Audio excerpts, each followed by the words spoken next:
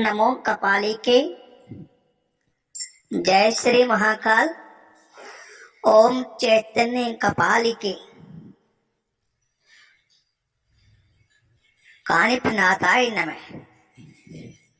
ओम चैतन्य कपालिके कानिपनाथाय नमः।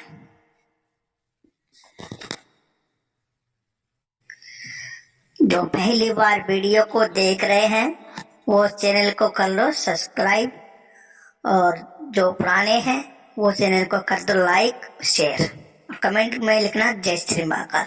आइए आगे हम आपको फिर कपालिक संप्रदाय की जानकारी देते हैं। ये जो मैं आपको जानकारी दे रहा हूँ ये सर्वंग संप्रदाय के जो कपालिक होते हैं उनके बारे में बता रहा हूँ।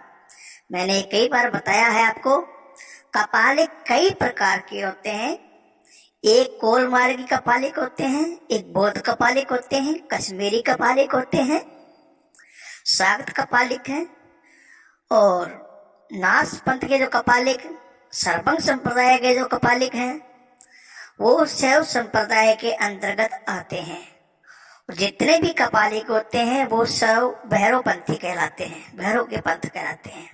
इस कपालिक भैरव का जो संप्रदाय है इसके अंदर सभी का अलग अलग है परंपरा है। जैसे तारापीठ में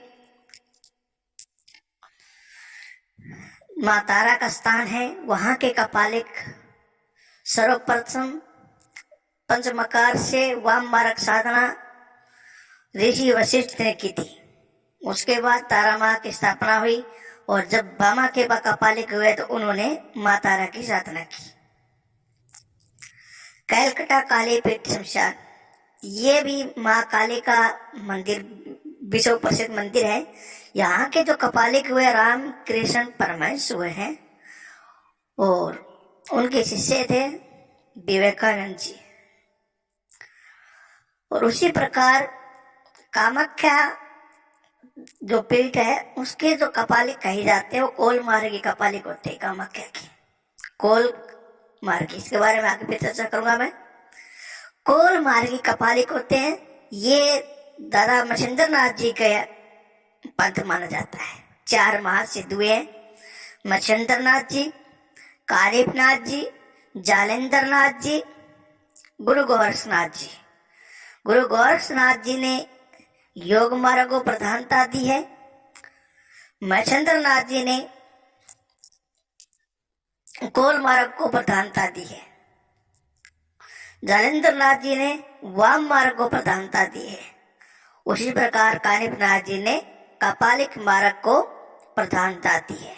तो हम जो सर्वंग संप्रदाय के कपालिक मार्ग की हम आपको जानकारी दे रहे हैं। कपालिक संप्रदाय, नाथ संप्रदाय और सर्वंग संप्रदाय अर्थात शैव संप्रदाय में ये तीनों अंतर्गत आते हैं। कपालिक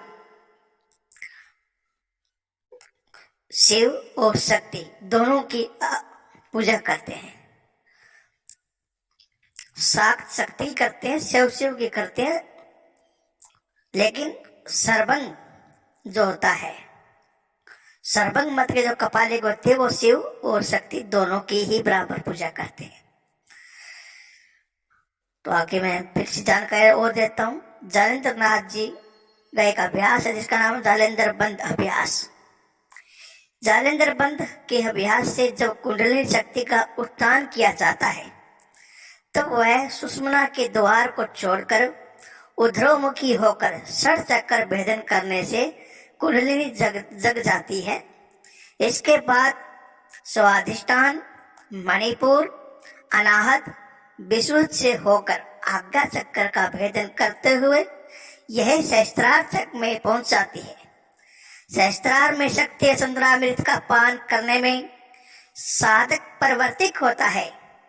यहाँ सहस्त्रार से ब्रह्मांड में पहुंचकर कुंडलिनी शिव में अंतर्भूत हो जाती है।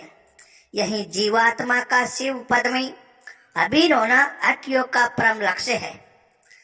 जालेंद्र नाथ जी के जीवन पर आधारित अनेक कथाएं प्राप्त होती हैं, परंतु जालेंद्र नाथ की रचना और वचनों से परिलक्षित होता है कि वे शिव कपालिक थे। सरहपाद आनंद को 4 प्रकार से मानते थे। ये सरहपाद की जो डाकनी परंपरा है, इसमें जलंधर नाथ जी का 5वां स्थान है, कालीनाथ जी का 6ठा स्थान है। सरहपाद परंपरा में आनंद को 4 प्रकार से मानते थे: प्रथमानंद, परमानंद, ब्रह्मानंद और सहजानंद। सहजानंद को श्रेष्ठ मानते हैं। सहजानंद ही सुखराज तथा महासुख है। सुखराज ही सार है, यही शून्य अवस्था है। क्योंकि इसका न आदि है, न अंत है, न मध्य है। इसमें अपने प्राय का ज्ञान नहीं रहता तथा यह महासुख के सेव तांत्रिकों के सहजानंद के बहुत नजदीक है। इसलिए इस तथ्य में आश्चर्य नहीं है कि जालंधर नाथ को पार्वती साहित्य में शैव सिद्ध मान लिया जाए। जालंधर नाथ जी की योग प्रक्रिया का प्राण तत्व महासुख का सहज अनुभव है। वह सहजानंद की अवस्था में अनुभूति पर बड़ा बल दिए हैं। इनके अनुसार सहज अवस्था को प्राप्त करना ही योग सिद्धि को प्राप्त करना है। घोर अंधकार को जिस प्रकार चंद्रकांत मणि दूर अपने निर्मल प्रकाश से सहज उद्भासित होता है, उसी प्रकार सहजा अवस्था में महासुख समस्त पापों का नाश कर स्वतः ही अभिव्यक्त होता है। जालंधर नाथ जी के प्रमुख शिष्यों में कानिपा, गोपीचंद, मैनावती और तांतिया और मच्छिंद्रनाथ भी जालंधर नाथ जी के शिष्य हैं कपालिक संप्रदाय में। कानिपनाथ को वाम मार्ग शिव कपालिक आचार्यों के रूप में मानता है। आदिनाथ भगवान शिव पहले नाथ थे। मच्छिंद्रनाथ जी तथा जालंधर नाथ जी उनके शिष्य थे।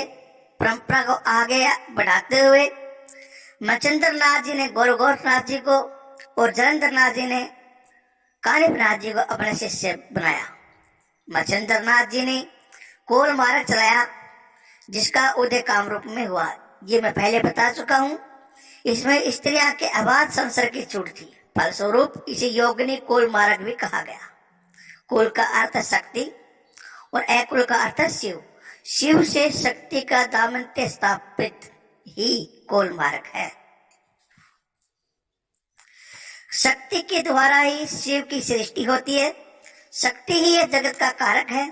शक्ति ही कुंडली के रूप में जगत में विद्यमान है। मनुष्य मात्र के शरीर में भी वह कुंडली व्याप्त है। कुंडली साधना, प्राणायाम, ध्यान, योग आदि के माध्यम से जागृत होकर मूलाधार, स्वादिष्ट, मणिपुर, अनाहत, विशुद्ध और आगा नामक चक्रों का भेदन करके सप्तम चक्र सहस्त्रार में परम शिव से मिलती है। फलस्वरूप परमानंद की प्राप्ति होती है। कपालिक मत में दीक्षित कानिपा ने सुषुम्ना नाड़ी में अपने प्राणों का संगम कर मेरुगिरी पर महासुख की साधना की। कानिपा को 10 महाविद्याओं में छिन्नमस्ता मां काली का अर्थात डाकिनी का उपासक कहा गया है। उनकी शिष्या मेखला की तो तिब्बत में मां छिन्नमस्ता के रूप में ही पूजा होती है। कानिपा का कपालिक मत जगत में प्रसिद्ध है। कानिपा के सहस्त्रों शिष्य हैं। कहा जाता है गोपीचंद के राज्य में अपने गुरु को छुड़ाने के लिए कानिपनाथ जी 16,000 शिष्यों के साथ हाथी घोड़ा पालकी से गए थे।